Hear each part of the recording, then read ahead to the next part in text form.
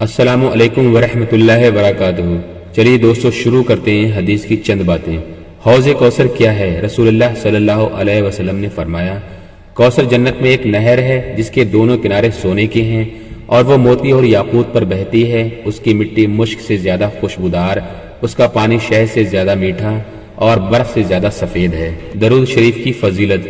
نبی کریم صلی اللہ علیہ وسلم نے ارشاد فرمایا، جو شخص صبح کو 10 مرتبہ اور شام کو 10 مرتبہ مجھ پر درود بھیجتا ہے تو قیامت کے دن اس شخص کے لیے میری شفاعت ہوگی۔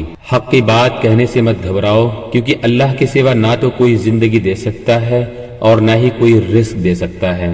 حضور صلی اللہ علیہ وسلم نے ارشاد فرمایا، اللہ تعالیٰ فرماتا ہے کہ میرا بندہ کسی بھی حالت میں مجھ سے جو بھی گمان رکھتا ہے میں اس کے پاس رہتا ہوں۔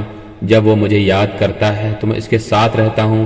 اگر وہ مجھے دل میں یاد کرتا ہے تو میں بھی اس کو اپنے دل میں یاد کرتا ہوں۔ اگر وہ مجھے کسی مجلس میں یاد کرتا ہے تو میں اس سے بہتر مجلس میں اس کو یاد کرتا ہوں۔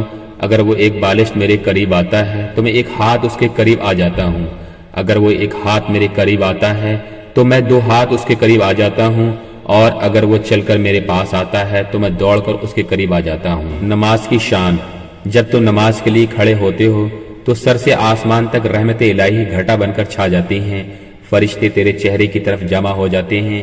ایک فرشتہ پکارتا ہے کہ اے نمازی، اگر تو دیکھ لے کہ تیرے سامنے کون ہے اور تو کس سے بات کر رہا تو اللہ کی قسم تو قیامت تک سلام نہ پھیرے۔ اللہ پاک ہمیں 5 وقت کی نماز جماعت سے پڑھنے کی توفیق عطا فرمائے، آمین۔ حضرت عمر رضی اللہ تعالیٰ عنہ بیان کرتے ہیں کہ ایک مرتبہ اللہ کے رسول صلی اللہ علیہ وسلم کے پاس آیا۔ اس وقت آپ ایک چٹائی پر لیٹے ہوئے تھے۔ میں پاس آ کر بیٹھ گیا تو کیا دیکھتا ہوں کہ آپ رسول اللہ صلی اللہ علیہ وسلم صرف ایک تہمد یعنی کہ لنگی پہنے ہوئے تھے، ان کے علاوہ کوئی چیز آپ کے جسم پر نہیں تھی۔ چٹائی سے آپ کے جسم پر نشان پڑ چکے تھے۔ میں نے دیکھا کہ ایک گھر کی ایک طرف تھوڑا سا جو رکھا تھا اور ایک کونے میں ببول کے پتے تھے اور ایک مشکیزہ پانی کا لٹکا ہوا تھا۔ یہ دیکھ کر میرے آنکھوں میں آنسو آ گئے تو اللہ کے رسول صلی اللہ علیہ وسلم نے مجھ سے پوچھا، اے خطاب کے بیٹے، تم کیوں رو رہے ہو؟ میں نے عرض کیا، اے اللہ کے رسول، میں کیوں نہ روؤں؟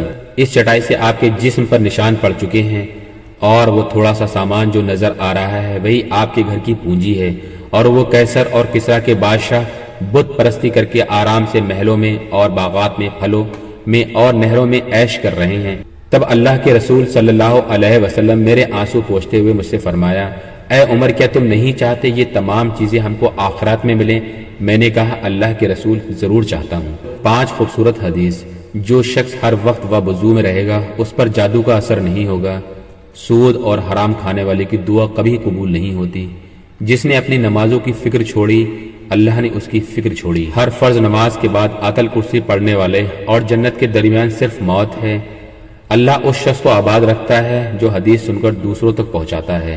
بے شک گناہ کعبہ پر پہلی نگاہ پڑتے ہی جو دعا مانگی جاتی ہے وہ پوری ہو جاتی ہے۔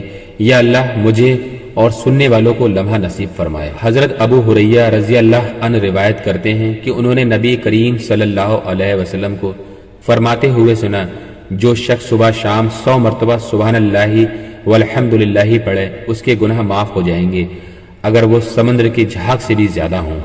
یا اللہ مجھے اور تمام مومنوں کو 5 وقت کی نماز پڑھنے کی توفیق عطا فرمائے، تمام گناہوں سے بچا کر نیک راستے پہ چلنے کی توفیق عطا فرمائے، آمین ثم آمین۔